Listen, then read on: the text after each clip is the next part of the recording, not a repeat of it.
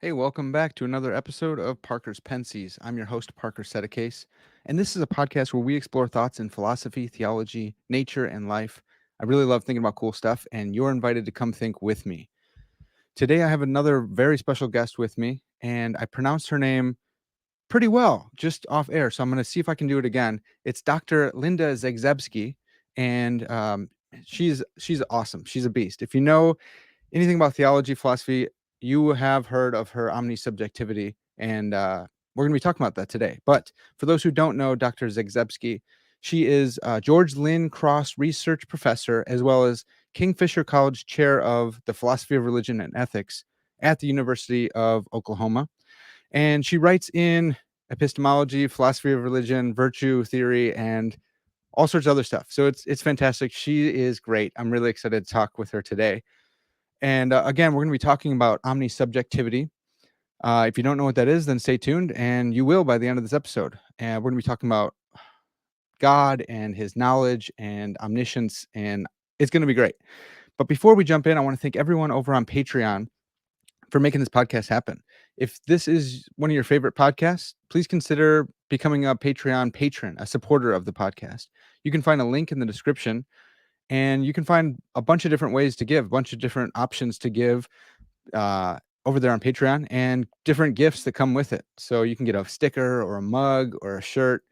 So please go check those out and consider becoming a Patreon patron. Another way to support me is by checking out my sponsors over at Biblios Clothing Company. And for a limited time, if you go there like today, click the link in the description, you can get 10% off your entire order.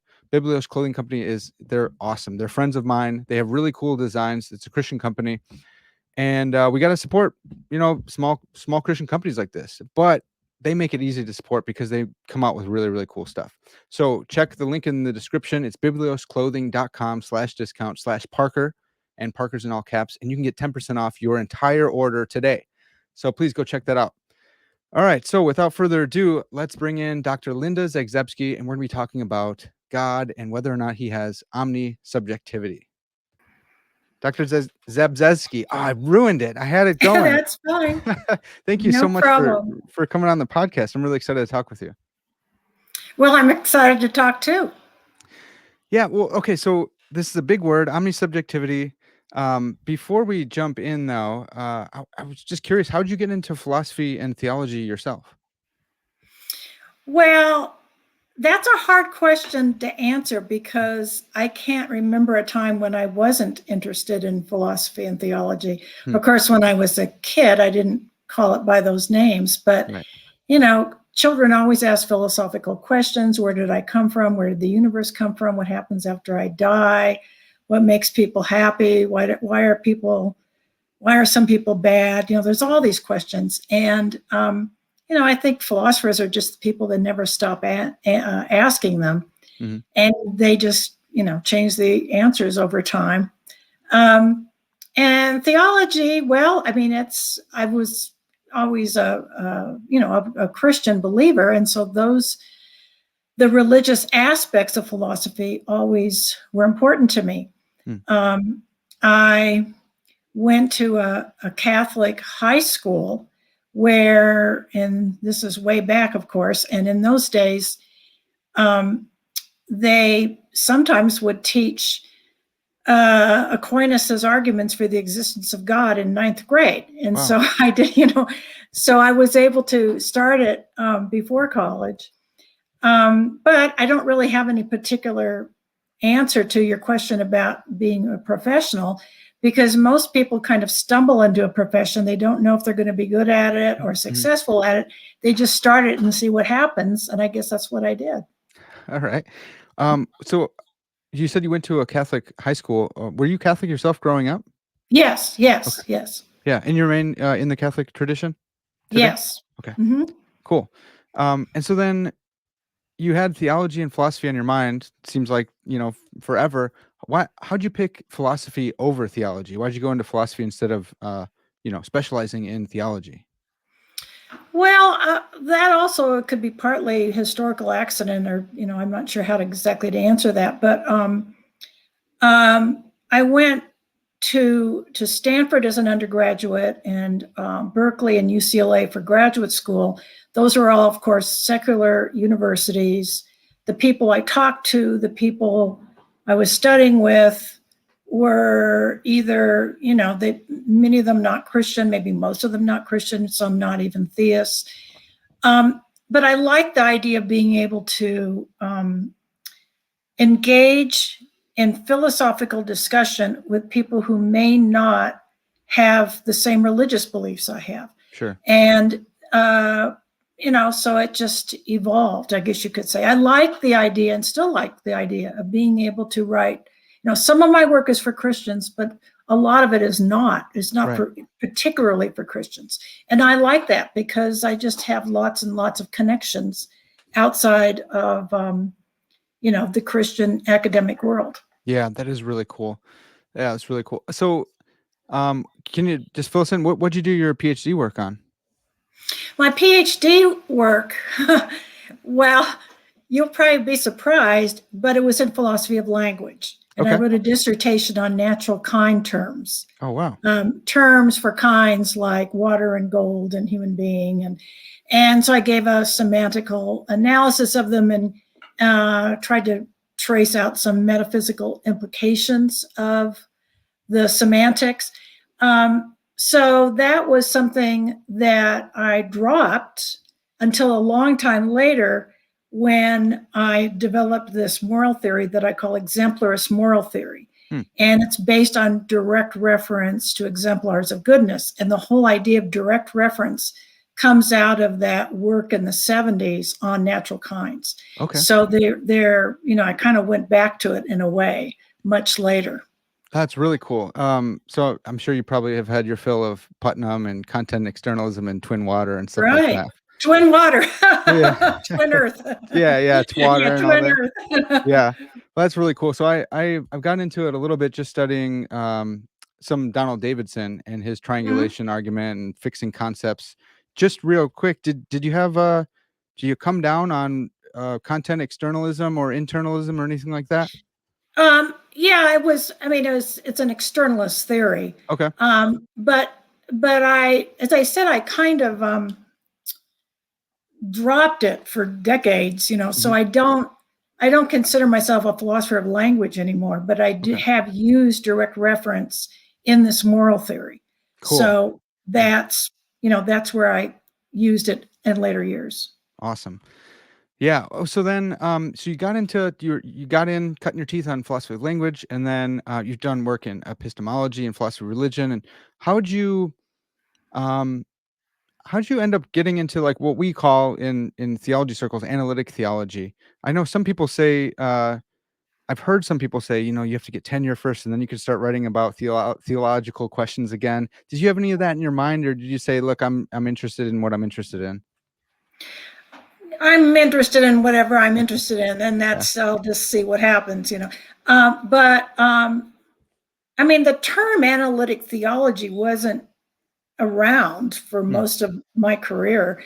So it wasn't like I said, I think I'll do analytic theology now. I didn't do that. I just wrote what I write. And then some people called it analytic theology or analytic philosophy applied to Christian ideas, or I don't know what they call it.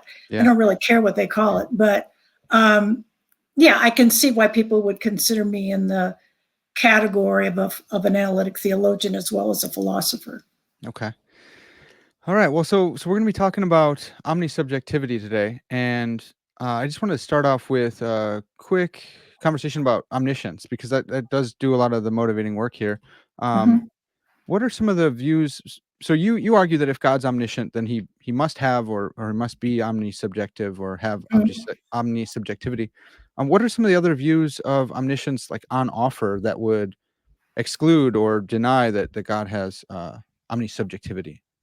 Okay, that's good. So maybe I should first define what I mean by omnisubjectivity. Sure, please. So I say that omnisubjectivity is the property or the attribute of having a complete and perfect grasp of the subjective states of all beings who exist that have subjective states.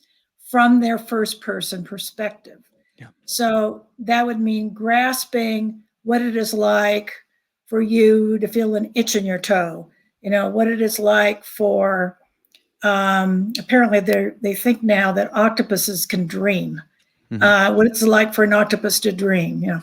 So it would not only apply to human beings, but would apply to any creatures who have subjective states.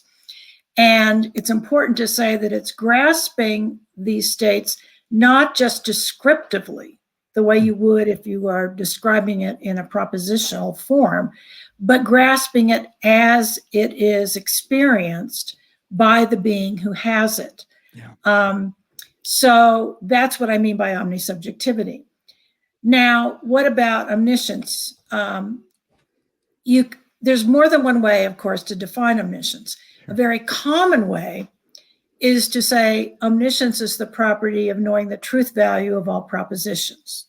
So for every proposition, an omniscient God would know whether it's true or false.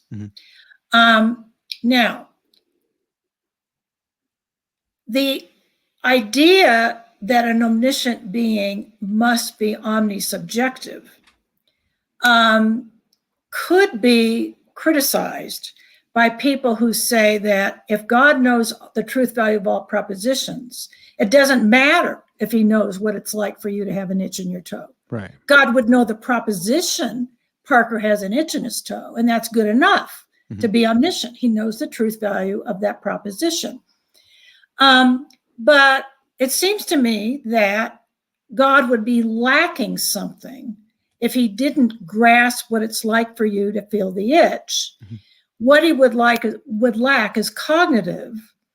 So either you have to say that God would not be omniscient because an omniscient being should know what it's like for you to feel the itch.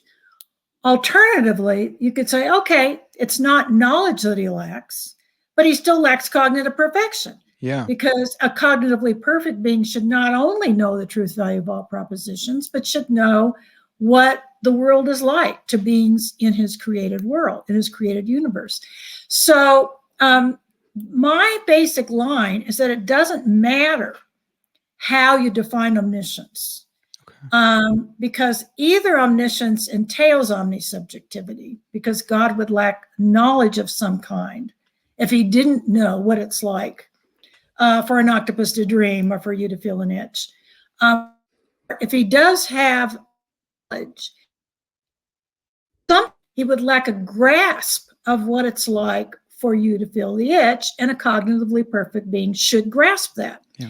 So it doesn't help, to me, it doesn't help to define omniscience in a way that excludes the grasp of subjective states, because that still would indicate a lack of something in God if he doesn't grasp those states.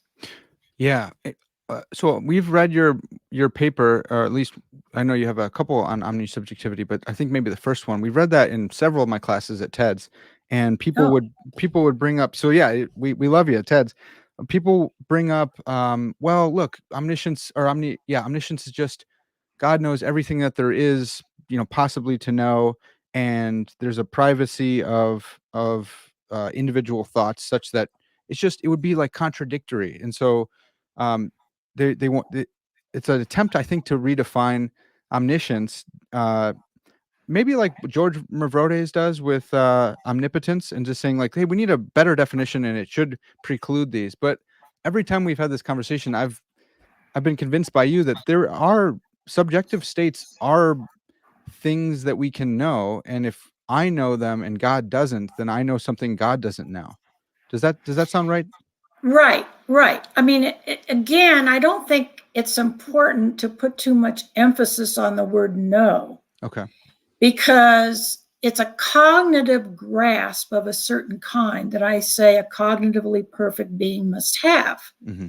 That a cognitively perfect being must grasp subjective states as they are understood or grasped by the beings who have them. Now, you could say, oh, but that's not actually knowledge. Knowledge only applies to propositions. Okay, you can do that if you want. But you to me, all you've done is required us to reformulate the problem in terms of cognitive perfection Yeah. rather than omniscience. Yeah. So I talk about knowledge because I think that's the most natural way to think about omnisubjectivity as knowledge of subjective states. But again, I just want to repeat that it's really not a quibble. I mean, I don't think we should quibble about the meaning of the word know. Okay. It's about cognitive grasp, Yeah. whether that's broader than knowledge or whatever you want to call it. It's something God should have. Yeah, and it seems to me like cognitive perfection, just God has to have that. Is that like is it a great making property, or is that like do we need to argue for that, or is it just intuitive that if he's God, then he has cognitive perfection? Excuse me. Well, I think that any intuition that would tell you that God is omniscient would be the same intuition that would tell you that God is cognitively perfect. That's good. Yeah. So you don't really need an extra argument. Okay. Yeah, I think so. Okay. Yeah, that's really good. Well, so maybe we could talk a little bit more about subjective states, and yeah, I know you use Frank Jackson's Mary. Yeah, that's a good example. Yeah, Yes. can you lay that I don't know, is it an intuition pump? What do you call that scenario? Well, I don't know. Call it what you want. Yeah, I'll sure. describe it and then you can Please. decide what you want to say about it. Sure. So in the original story, we imagine that Mary has spent her entire life in a black and white room. She's never seen any colored object. She has had all her education through black and white videos and books. And we're also supposed to believe, for the point of Jackson's argument, that she knows everything there is to know about the physical world. So she knows all physical facts, including physical facts about color and color perception. She's just never experienced seeing color. Mm-hmm. So you could say Mary's the ultimate genius. You know, she knows all the physical facts, but she's never seen color. Now we imagine that Mary leaves her black and white room and sees in color for the first time. And in that paper, Jackson said she finds out something she didn't know before. She finds out what it is like to see color. Mm-hmm. But of course, she already knew all the physical facts about color exhaustively, we imagine. Mm-hmm. So that means there's something to know that isn't captured by propositions about the physical world. Yeah. And so physicalism must be false.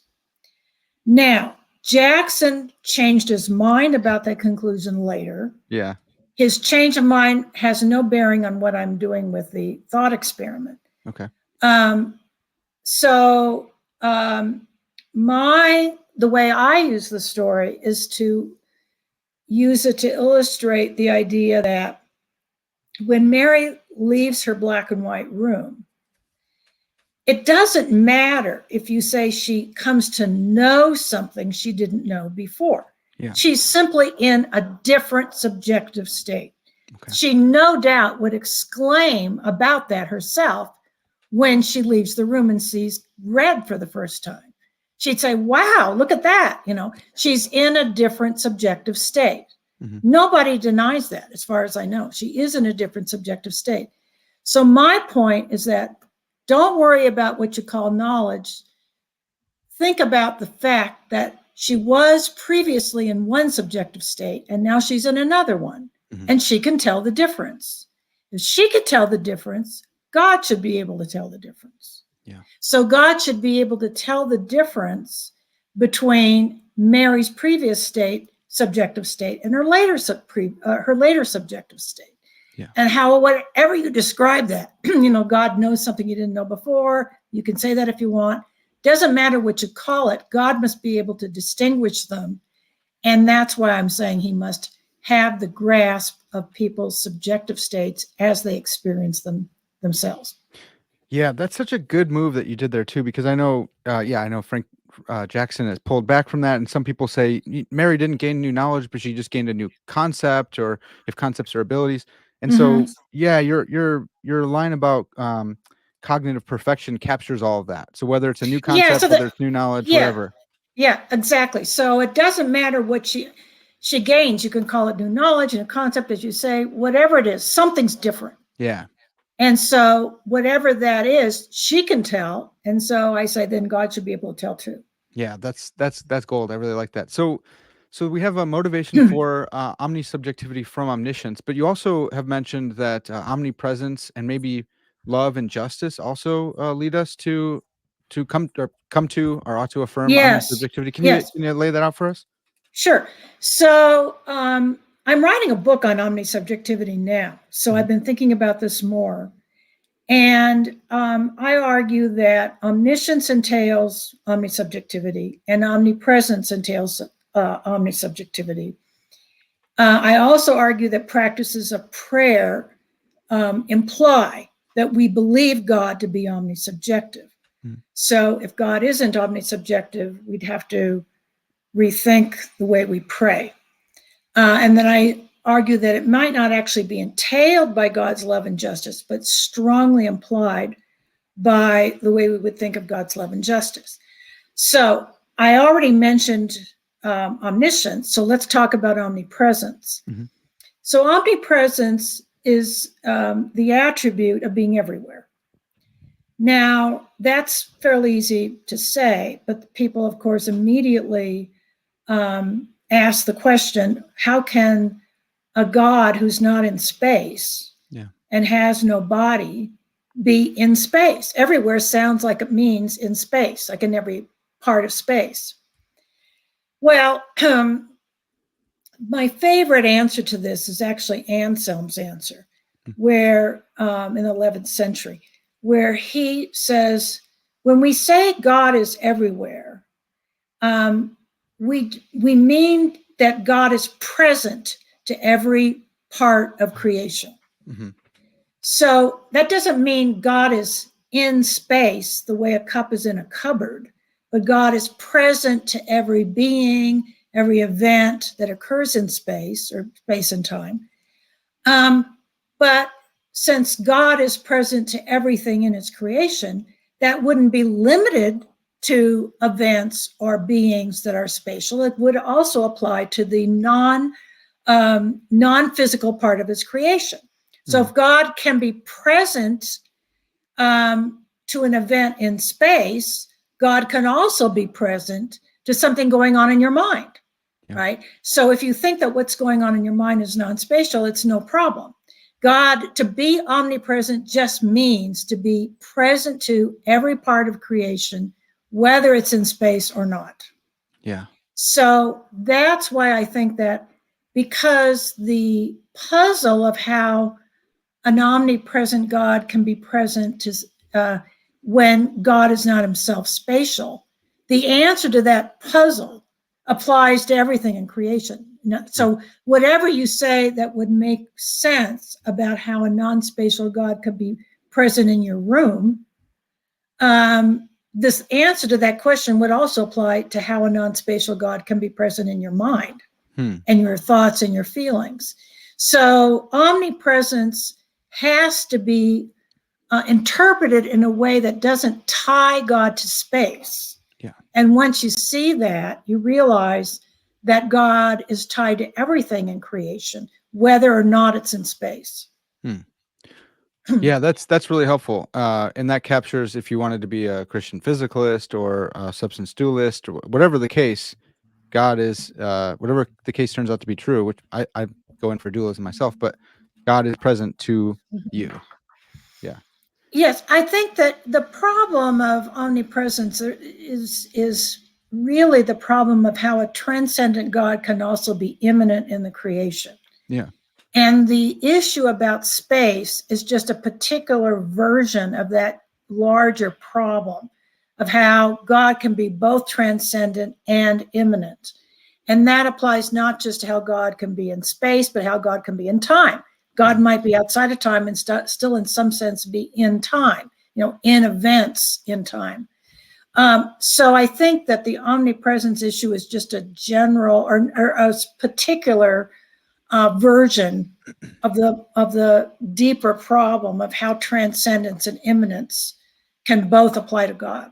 Okay, that's a really good point, and I'm tempted to jump ahead here because you do talk about reading a book and taking on the feelings of a character, and that's something that gets me really excited thinking about the authorial Yeah, okay. analogy. That's Yeah, about the empathy analogy. Well, yeah, do you want me to also say briefly what the other arguments for omnisubjectivity from yeah, yeah, prayer, injustice, and love? Okay. yeah. Please, let's go over that. So it seems to me that when people pray, they assume that God hears them, Mhm.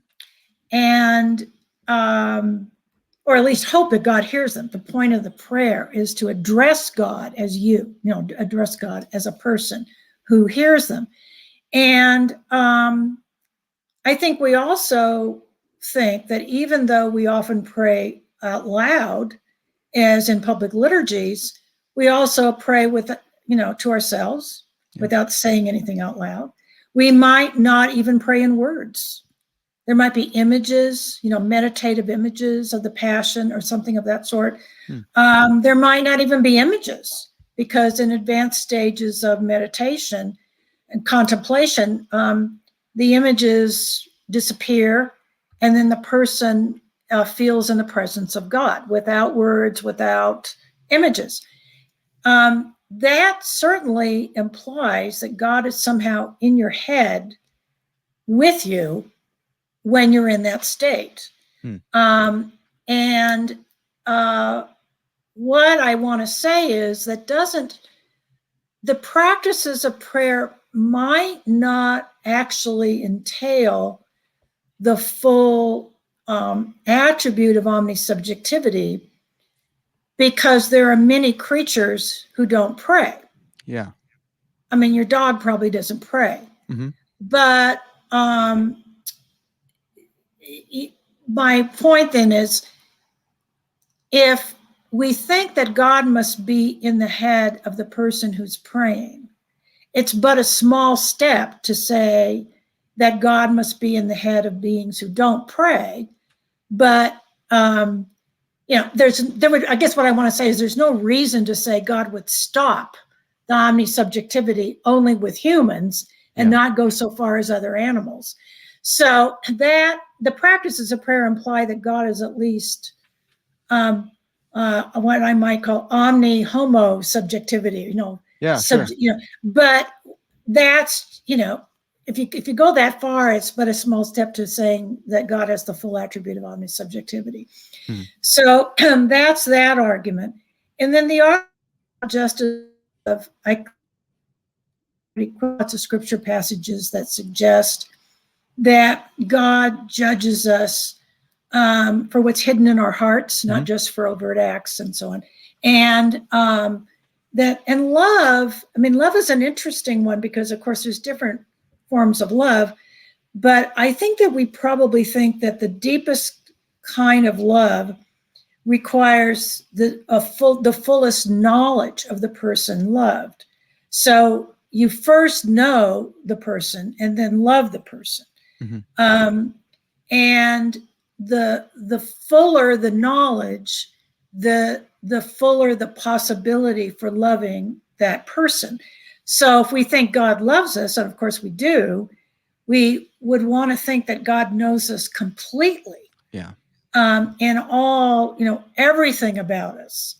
We wouldn't want to be, afraid that if God finds out this one little thing about me, he's not going to love me anymore, Right. So it would seem like, maybe God's justice and God's love does not actually,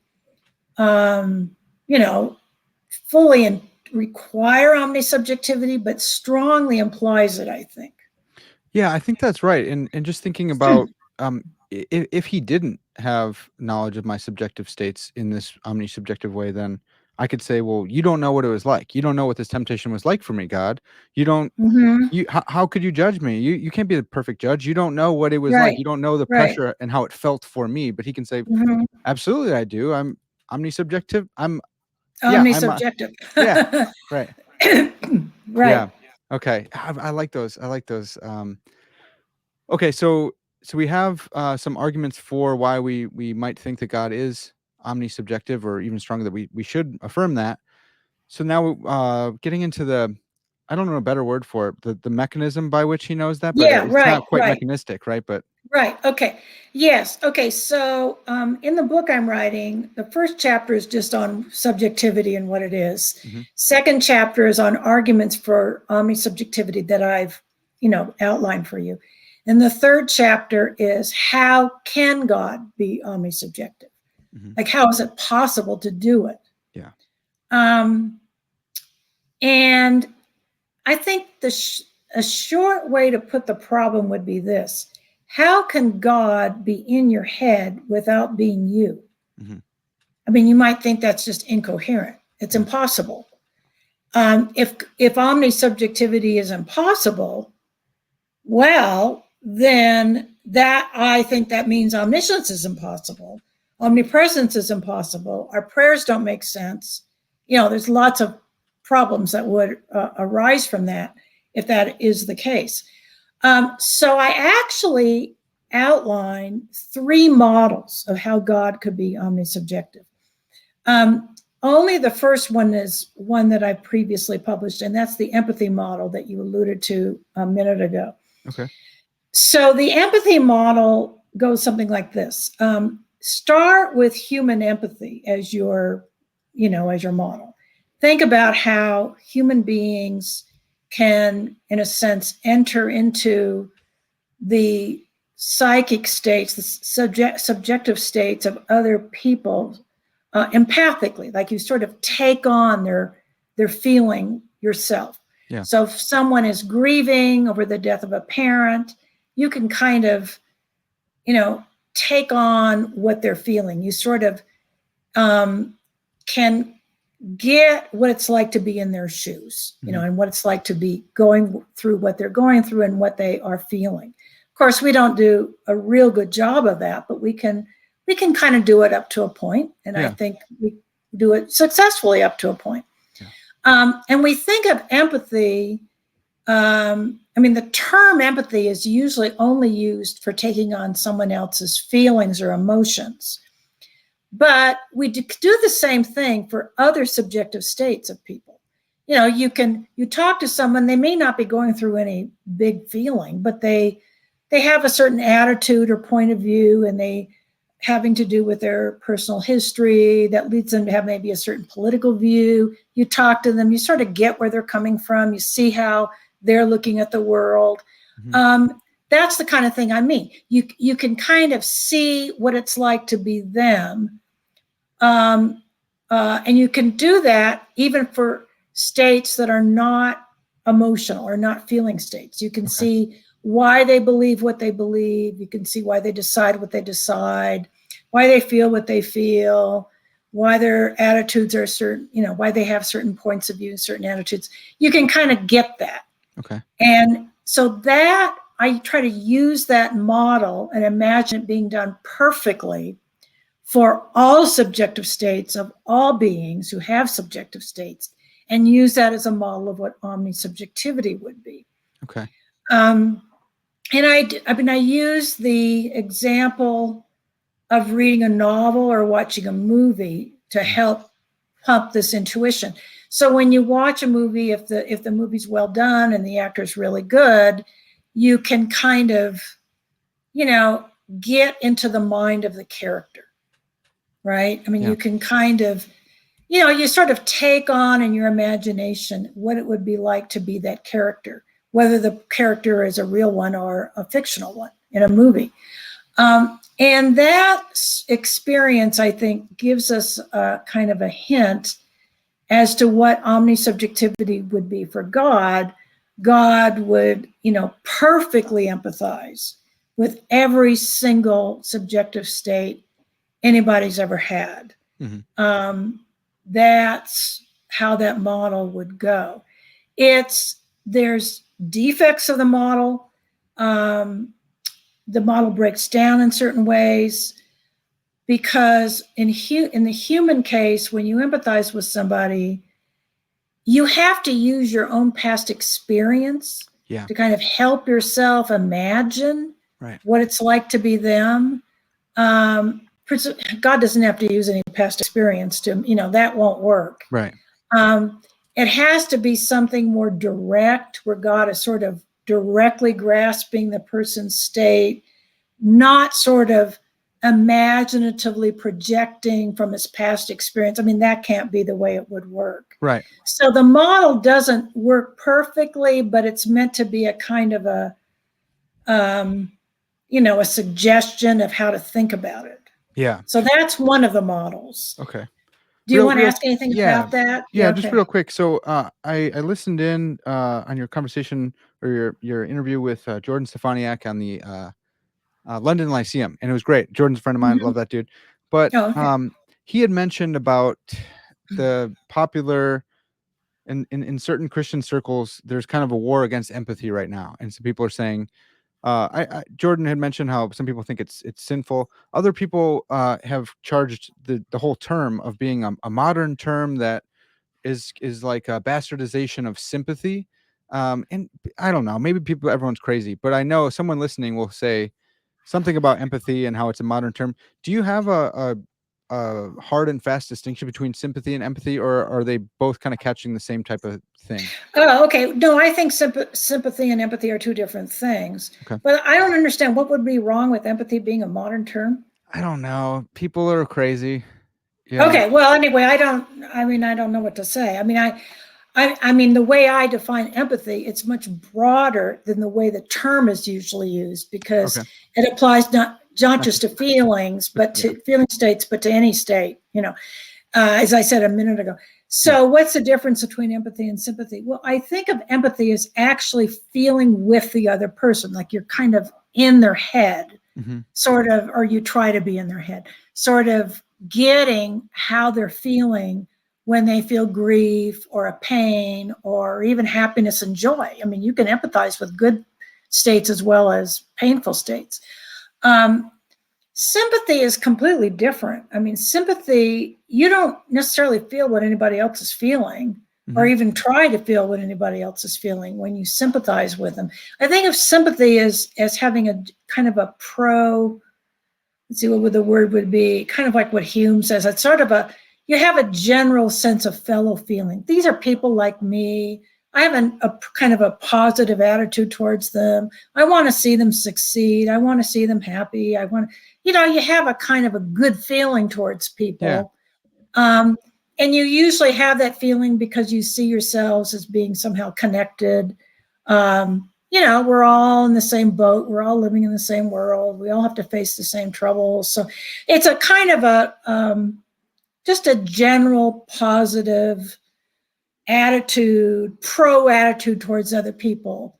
That I think is quite different than actually empathizing with them. Okay. So would you say empathy is empathy a pro attitude as well, or something deeper? No, it's not. No, not really. I mean, I mean, you probably would have to have a pro attitude to even try to empathize. Okay.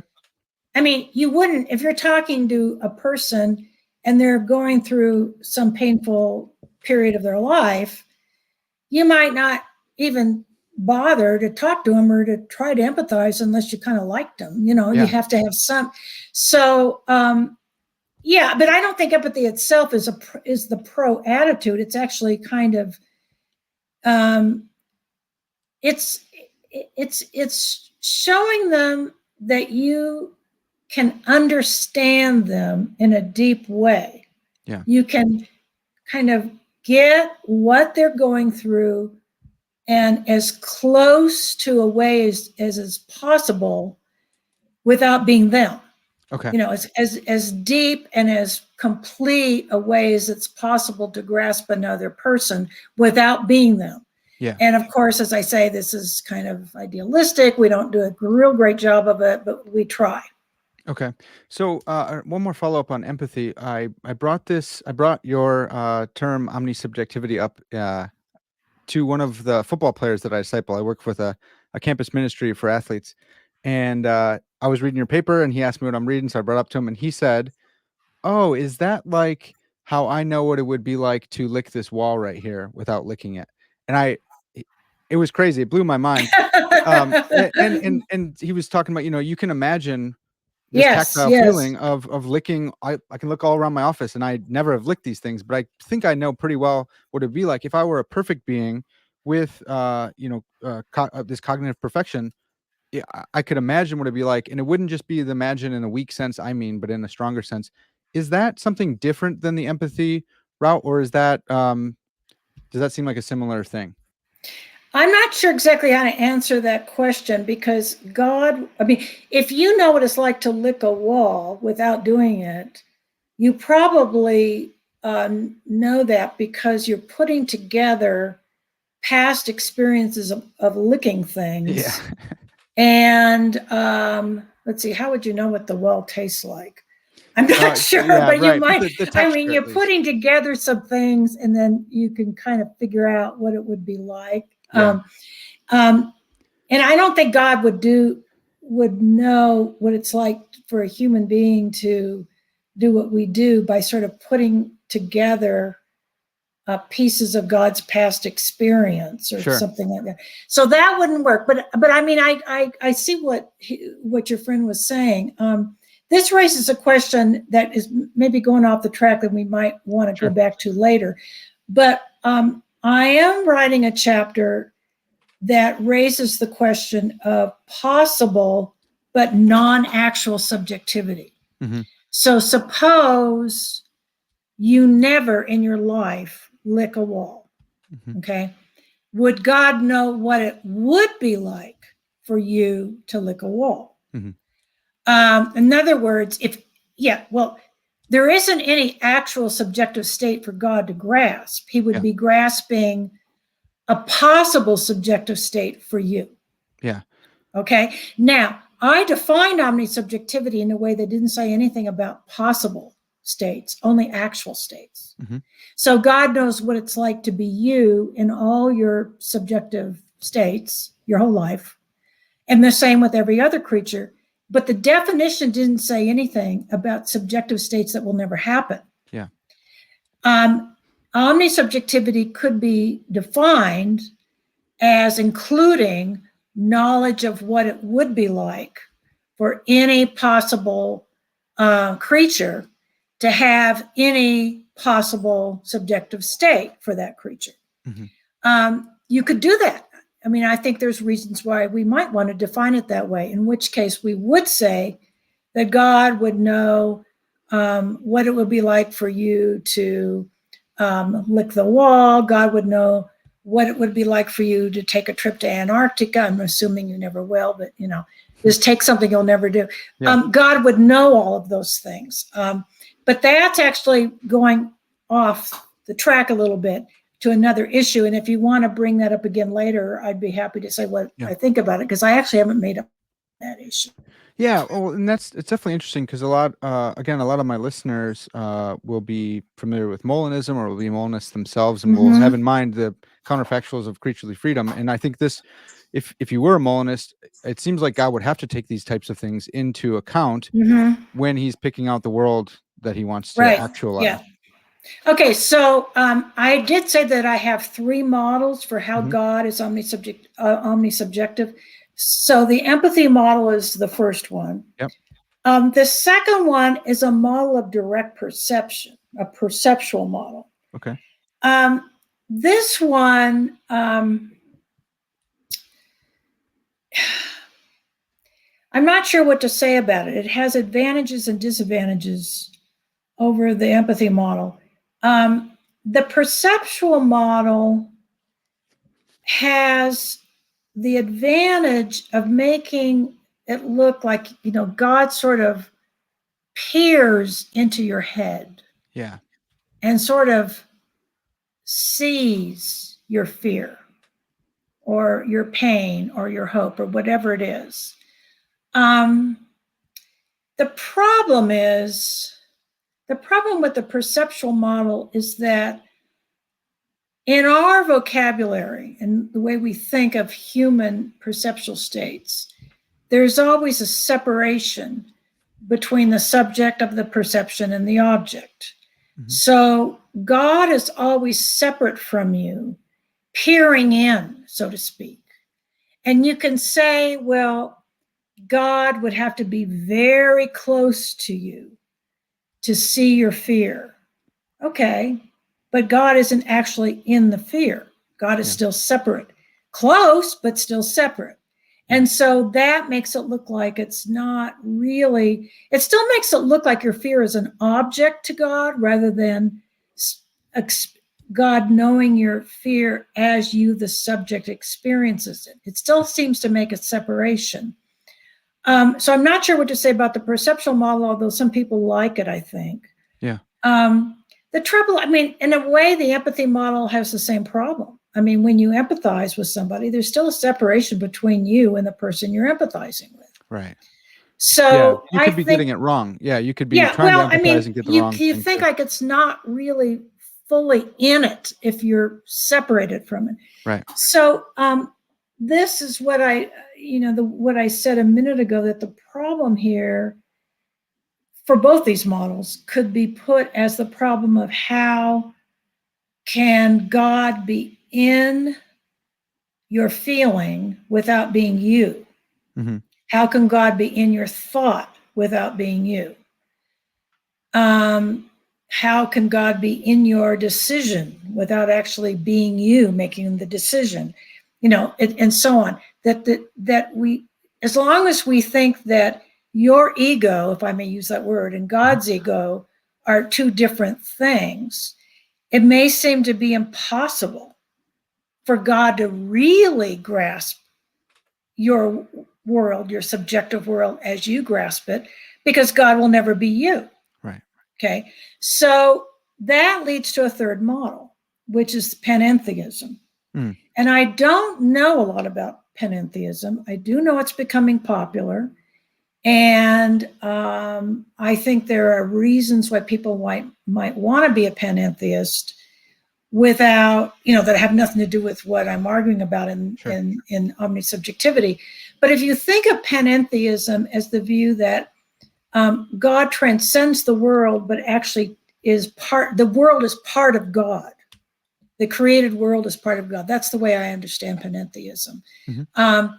The whole created world is a part or an aspect of God. If you think of the world that way, and your subjective states on a panentheist model, then your subjective states actually are part of God. Yeah. There really isn't a separation between your feeling and God, because your feeling is in God. That to many people would seem to, it violates the rule that you and God are two different things. Right. But it violates that rule, but you might want to violate that rule if you want it to turn out that God really grasps what it's like to be you. Yeah. So this model has the problem of not being the problem of not being orthodox, I guess we could say. But it seems to make omnisubjectivity a little easier to explain, as long as you're willing to accept all the problems of panentheism. Yeah. Well, so a question about the panentheist model, and I know you're not claiming to be the panentheist expert, but I still think there might be like a unity of phenomenal consciousness problem where I have this unified consciousness. It's different than yours, and so even if we both were in God, we have separate experiences, and so it doesn't seem like adding my consciousness up with your consciousness. If we're both in a room and we had half of an equation, no one in the room, the room itself doesn't understand the equation. Does that make sense? That the problem of unity of phenomenal consciousness? Yeah, I don't know what to say, because I don't know what panentheists would say if they were going to tack onto my theory. Yeah. But you could say that, the problem of not being orthodox, I guess we could say. But you could say that, the problem of not being orthodox, I guess we could say. But you could say that, the problem of not being orthodox, I guess we could say. But when you're thinking is, God's aware of your thinking because your thinking is part of God's consciousness. My thinking is also part of God's consciousness. It's sort of like God is very busy. He's doing a lot of thinking, Yeah. So he has his own thinking, and then he has your thinking and my thinking and everybody else's thinking and feeling, Yeah. And so it's kind of like God is doing all of it. I don't know if that's, if that even makes sense. And even if it does make sense, I don't know if it's acceptable. But I mean, there are things, I've been reading the Hindu Upanishads, which I absolutely love. Oh, just fabulous.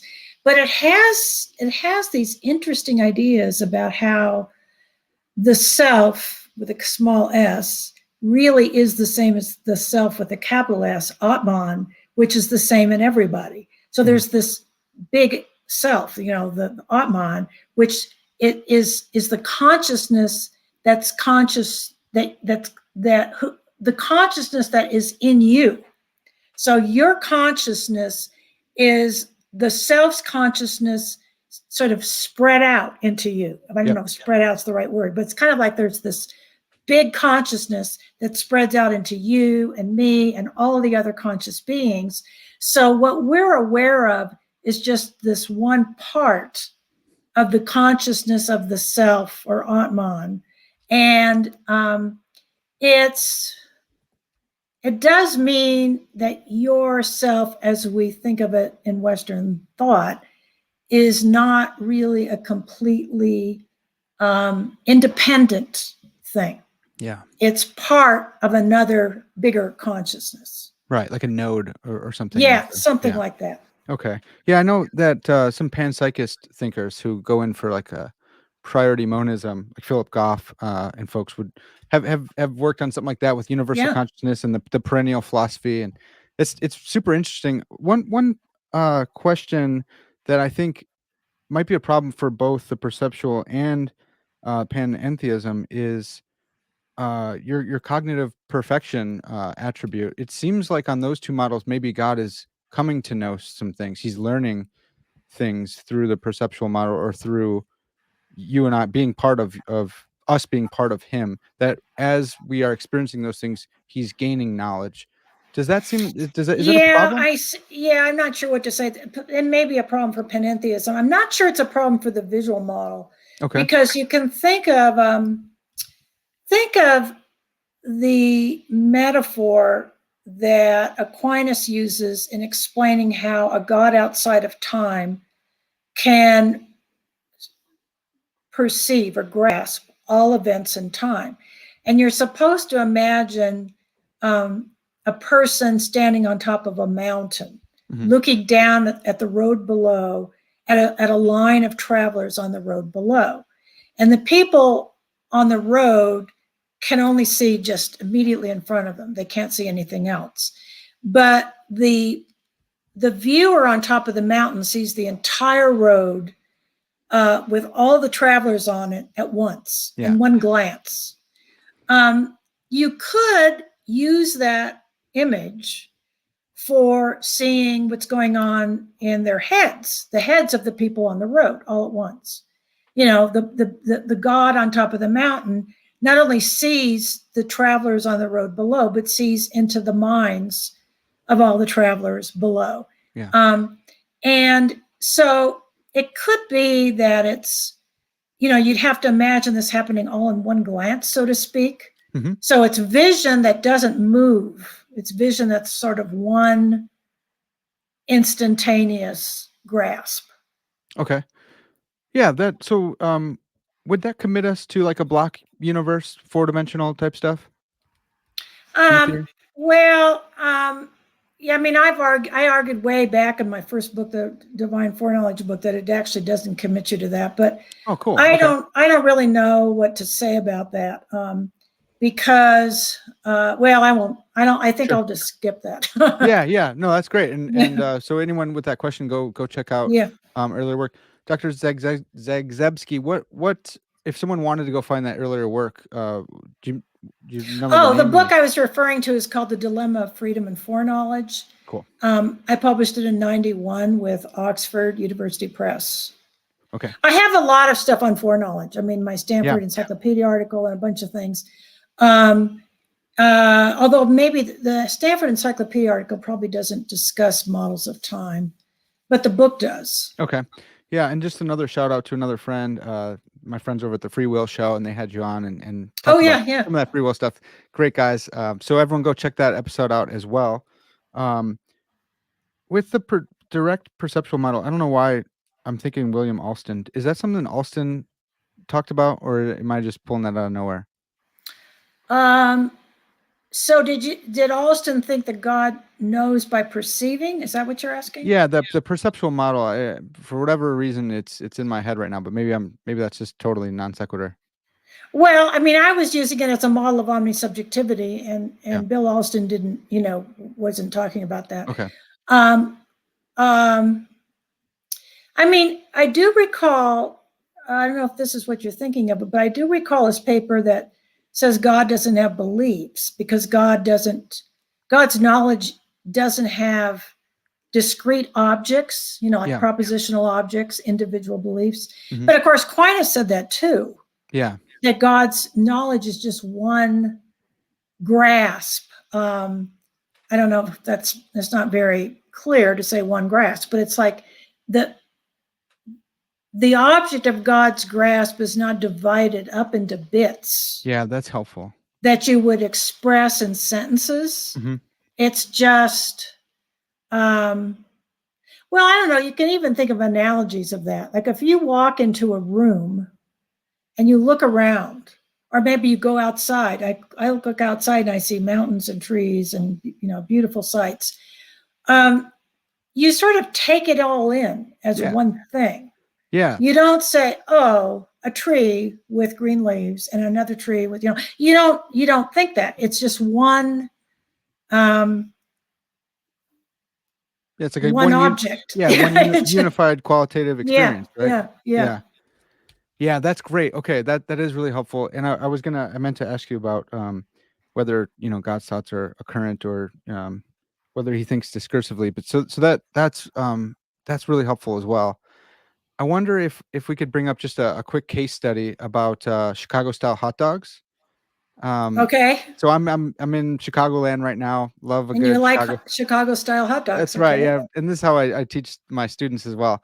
But so on these three models that you've given, God knows what it's like to for Parker to eat a Chicago style hot dog, and maybe even if I hadn't eaten one before, he knows what it would have been like or would be like, even if I did. But does God know what it's like for God to eat a Chicago style hot dog? Okay, so that raises an interesting question. So when well, I'm working on this chapter, so it's not finished, but sure. when I think about states possible for a certain being, those seem to be ruled out as objects of God's omnisubjectivity. So let's see, how do I want to say this? If you take all the creatures in the world, each one has a nature that limits what subjective states are possible for it. Yeah. So, like I'm going to assume that a skunk cannot understand the Pythagorean theorem. Maybe I'm wrong. I don't know. Maybe they can, but I mean, there's certain states they just couldn't have. Mm-hmm. So there really isn't any answer to the question, what would it be like for a skunk to tell itself the Pythagorean theorem and be convinced by it or something like that. There are probably many, maybe an infinite number of subjective states that no human could possibly have and still be human. Mm-hmm. So there wouldn't be any answer to the question, what would it be like if you had this state that only creatures in some other part of the universe who aren't human have? Right. There wouldn't be any answer to that. So similarly, there might not be any answer to the question, what would it be like for God to eat a Chicago-style hot dog if eating a Chicago-style hot dog is something God couldn't do. That state is not a state that would be possible for God. Yeah. Now, of course, you can change things a bit if you add the doctrine of the Incarnation to omnisubjectivity and say, well, if God becomes incarnate, which, he did, then there are lots of states that would be impossible for God to have, but which now Jesus had. And so you understand my line of reasoning. Yeah. Something that would be impossible could become possible with incarnation. Yeah. I mean, I don't know. Does it even make sense to think of God being incarnated as every possible subjective creature? I mean, I don't know. I mean, so I don't know how to, this begins to get too hard to answer because you have to tax the imagination pretty far. Yeah. But a simple answer would be there's no such thing as what it would be like for God to eat a hot dog. Yeah. And if there is no such thing, then there's just nothing for God to know. Yeah. I mean, there's nothing. And no problem for omniscience, for omnisubjectivity. Yeah. So I asked it because it is silly, but it also brings us to the last question I wanted to ask you about.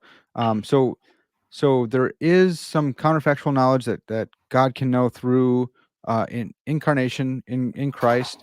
But then when we get to the doctrine of the Trinity, I believe you've said before that there's something it's like to be, the Father, there's something it's like to be the Son, there's something it's like to be the Spirit. So if the Son is incarnate, truly God, truly man, but he's qua his human nature, he's experiencing the deliciousness of eating a Chicago-style hot dog, which everyone should experience sometime in their life. How does God the Father know that experience? Does he know that through like a mental sharing with the Son, or is there a fourth thing above and beyond that is something it's like to be God? Good. That's a really good question. Okay, so I am going to write a chapter, which I haven't done yet, that will include thoughts and speculations about the Trinity and the Incarnation. So I want to propose that even though there's one God with one divine essence, the Father, Son, and Holy Spirit are always united in intellect and will. Their subjectivities are different. Okay. So what it's like to be the Father is different than what it's like to be the Son and what it's like to be the Holy Spirit. So there's three different subjectivities. But I also think that each person of the Trinity is omnisubjective of the other two persons of the Trinity. Okay. So the Father knows or grasps what it's like to be the Son. The Son grasps what it's like to be the Father, and then the same with the Holy Spirit. So their subjectivities are distinct, but because they're omnisubjective of each other, they grasp what it's like to be each other. So they have the most perfect unity possible for persons while the persons are still distinct. Okay. And that's as far as I've gotten in my thoughts. I don't really have any defense exactly, except that in my other work, in some of my earlier papers, and then in the book that just came out, The Two Greatest Ideas, I talk about the connection between subjectivity and personhood. And because I think that what we mean by a self, the possessor of subjectivity, is the inside of a person. Yeah. And so if a person has an inside that's different from every other person's inside, then that means the persons of the Trinity have distinct insides, distinct selves with distinct subjective states. And so my thinking about the Trinity is partly connected to my thinking about what the self is and what a person is and how they're connected and how they're different from other work. But as I said, this is about as far as I go. Yeah. I welcome any suggestions, but I don't have any, anything, more to say about it than what I've already said. Yeah, that's really helpful. In your previous works, you've used like Goldman's homologous and Oxley's congruent emotions in order to have a distinction between A having a dual perspective and B having their own perspective. I think that could be helpful here as well when it comes to the ad intra Oh, okay. Trinitarian type Yeah. stuff. Yeah. Yeah. So that could be one way. And just final speculative question. There's something it's like to be the Father, the Son, the Holy Spirit. Is there something it's like to be God, or Yeah, I don't know what to say. okay, I don't know. Here's a problem. When I talk about omnisubjectivity, the entire book and previous papers talks about God having the attribute of omnisubjectivity. right? So you might say, okay, so the Father grasps your pain in your foot. The Son grasps your pain in the foot. The Holy Spirit grasps your pain in the foot. It makes it sound like there's three grasps going Yeah, on. grasping. I'm not sure. I mean, that's not the way I originally thought of it. Right. I mean, I'm not sure how to answer that question. Yeah. So, but I do want to say this much, that if God is omnisubjective, God has to have subjectivity himself. Mm-hmm. Only a being with subjectivity can grasp subjectivity. Yeah. So there would have to be something that's like to be God, in order for God to be the kind of being that can grasp other beings that have subjectivity. Okay. There is one other argument for omnisubjectivity that I didn't mention. That's I don't know if it's a separate argument or if it's connected with the omniscience argument. The idea of Aquinas that God, as the creator, has to grasp everything in the creation. That is, God is the first cause of everything going on in the creation. So that includes the particulars of everything going on in the creation and the particulars of every state that you're in or anybody else is in. Yeah. So that God's grasp of it is entailed by the fact that God is in fact the first cause of it. Yeah. Yeah. So that so it's not only that cognitive perfection would seem to require that God knows everything going on in your head, but that being the cause of everything going on in your head, the ultimate first cause, would seem to require that God know what's going on in your head. Yeah. I really like that one. It kind of reminds me a little bit of Hugh McCann's understanding, and he goes in for an authorial analogy that God's like an author, and that just briefly mentioned earlier, but Kevin Van Hooser does that as well as a lot of people, C.S. Lewis, and but if God's the author of the story, then he could know what it's like for his characters because he authored it. Then there's some problems. We get into free will and determinism and compatibilism and such. But yeah, that's right. Yeah. But it does seem like God would have to sort of get what's going on in his creation. So, yeah. And I'd like you mentioned, reading a book, and so it got the juices flowing. I'm really excited for your work coming out here. Excited for you to finish up that chapter on the Trinity as well. I've really benefited from your other work as well, but this one's been most influential for me. So I'm really have held on to it tight. You might be ready to stop. I'm not sure, but you didn't bring up the objections. You were talking about the creepiness objection before. Did you want to do that? Yeah, let's do that. If you have some, wanted to respect your time, but if you have some time to talk about creepy, R.T. Mullin's creepiness objection. I've heard this before. I've heard, but could you say something about what the creepiness objection is? Yeah, so the way I take it is that there's a lot of creepy states. Hitler being excited to, gas Jews, and a rapist, or all sorts of different mental states, different qualia states of gross things. Right. It seems like we don't want to ascribe those to God. We don't want to say that like God knows what it's like to do horrendous act X, because I don't want to even go into all the gross stuff that you could say. Yeah. Okay. So I've never been much worried by this objection, even though I've heard it several times. But it makes it look like God would somehow be contaminated by his own creation if he was too close to it. Mm-hmm. Kind of like, something has to be hidden from God because, he's so holy. We wouldn't want him to know what's going on in the creation in all details. Yeah. And that, I don't know what to say except, it does go on and he needs to know about it. And Yeah.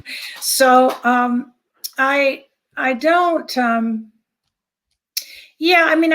I guess it's partly what you might call the holiness objection, that Mm-hmm. somehow God has to be above it.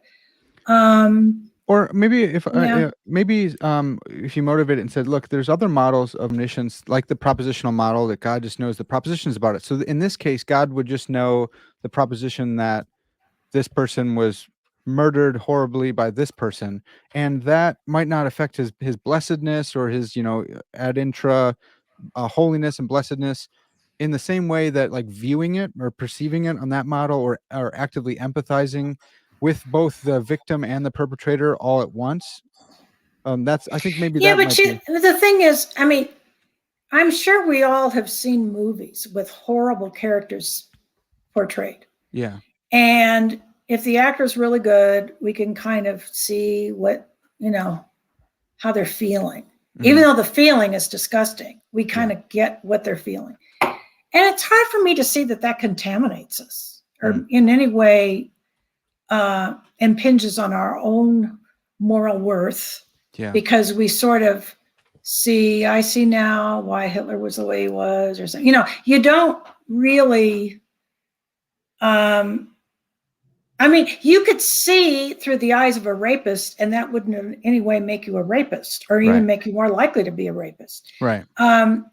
It's just you're kind of getting what's going on and what it's like to be this person. And so if it doesn't contaminate you, it's hard for me to see how it could contaminate God. So I don't know. I guess I would just like to hear what, a little more, because it doesn't bother me very much. Yeah. To be honest. Yeah. So I think someone might bring up like a really gruesome TV show and say, hey, Christians shouldn't watch this show, or a really provocative TV show, or something like Law and Order SVU. I can't watch because it really just messes with me a lot. But I'm also not a perfect being, perfect in moral character. Yeah, right. Like God is. Right, so, that's a good point. Yeah, because so we could be contaminated by, corrupted by watching certain things, but it's very hard. God's not going to be corrupted. Yeah. So I think you brought up this distinction between like God grasping emotions versus God like having that emotion. Maybe I'm mistaken there, but yeah, and that's the problem though, is how do we want to, panentheist, somehow God grasps this rapist or terrorist emotion without actually having the emotion himself. Yeah. And that actually is the problem, is how can God be in your head without being you? Can really intimately grasp what it's like to be you, but yet God isn't you. Mm-hmm. And the models are not perfect. The empathy model, the perceptual model are not perfect. The panentheist model has lots of problems just because panentheism has problems. Yeah. But it may do a better job of actually answering the question, let's see, how do I want to say it? In a sense, God isn't you, but in a sense, God is you, or you are part of God. So that solves the problem of how God can be in your head. It does, though. Let's think this through, though. Yeah. It does look like on the panentheist model, God does feel rage. hate, and so on. Yeah. It looks like God actually does feel those feelings, but God feels them only as a part, like it's in the terrorist, or it's in the rapist, it's in this person's mind. And since that person's mind is in God, then God in a sense does feel it, Mm-hmm.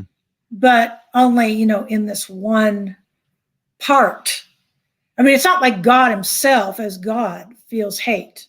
He doesn't, but the hate is sort of in this one part of God that's this person's mind, this terrorist's mind. Yeah. And then you may not want to say that either. I don't know, but it's not as bad as it sounds, as if you see, it's not as if God himself becomes a hateful person. Right.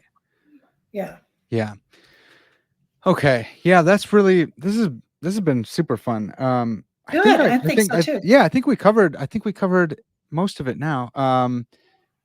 Yeah, and I think there is biblical support for it, and you bring up Psalms, like 139, and search me, God, and we do this in our Christian lives. We ask God to search us. We ask God like to be subjective. So I really like it. It's been really influential in my life, and so I really appreciate your work on this, and I'm so glad that you're writing a whole book on it. I'm really looking forward to that. Good. I am too. I want to Yeah. see what it looks like when I get done. Yeah. Well, okay. So it hasn't been very long since you were on the London Lyceum, but then Jordan asked you if you had a website or anything like that where people can find your work. It hasn't been that long, so we haven't given you a lot of time. Is there somewhere where people can find you? I did update. Okay. Let's see. I did update my website. Okay. Yeah. It was done in my department, so Great. it should be on the OU Philosophy Department's website under faculty, under people. Awesome. And I think my CV is attached there too. Okay. So they should be updated, but well, I think they are. Okay. I hope Awesome. they are. Yeah. I'll put a link. And then there's references also. I mentioned the book that I just published with Princeton University Press, The Two Greatest Ideas. Mm-hmm. So that book is, well, it's not about religion. It's a whole story of the history of ideas told my way.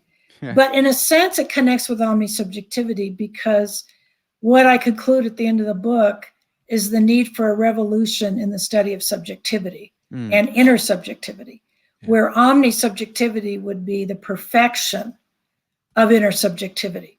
So, I mean, I don't describe omnisubjectivity in that book at all, but I have been thinking about subjectivity as and its importance in both philosophy and religion. That's awesome. So, to give everyone just a little bit of taste of that, so is intersubjectivity, is that like that's something that we can experience, that we can? Yeah, sure. We can exchange subjective states. So it's like empathy, only broadened to, all your subjective states. I mean, we think that we can exchange our subjective states with other people. And when I talked about empathy, we discussed that, a little bit. Yeah. But I think that, we've had, well, what I say in the book is we had thousands of years centered on the idea that we first grasp the universe as a whole, and then we grasp our own mind's place in it. And then starting in the early modern period, we started an era where the thinking was that we first grasp our own minds and then figure out what the universe outside of us is like by putting together the contents of our minds in a certain way. So first we thought, we first grasp the universe and then our minds. And then we thought, okay, no, we first grasp our minds and then the universe. And what I suggest is we are going to be stuck with the problem of not understanding how the subjective world and the objective world go together until we have done much further work on subjectivity and intersubjectivity. And that it would be fabulous if there was a revolution in the study of intersubjectivity, because that might help us in a lot of our theoretical problems and even our practical problems of figuring out how to get along with other people. Yeah. I think that, yeah, I think that would be fabulous. So that's what I hope for. Awesome. Well, so everyone go check out that book. It's The Two Greatest Ideas, and be looking out for omnisubjectivity as Dr. Zagzebski finishes that. That's going to have to do it for us for now, folks. But Lord willing, we can have her back on. We can talk even more amazing ideas, maybe the two greatest ideas. Again, if you guys like this episode, please give it a like, leave us some comments, and then if you want to support the podcast, you can find the link to my Patreon in the description. Please support us that way, and also my sponsor, Biblios Clothing Company, where you can get 10% off if you follow the link in the description. That's all for now, folks, and as always, all glory to God.